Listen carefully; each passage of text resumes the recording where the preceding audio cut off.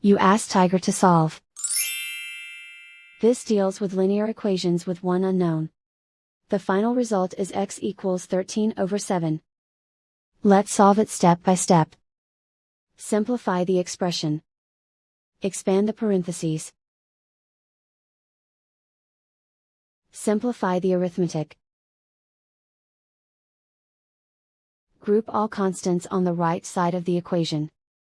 Subtract 9/7 from both sides.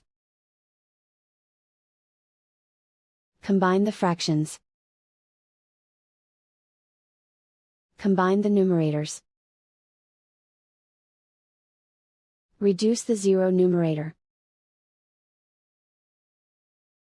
Simplify the arithmetic.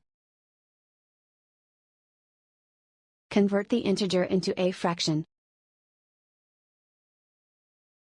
Combine the fractions. Combine the numerators. Isolate the x. Divide both sides by 9. Simplify the fraction. Simplify the arithmetic.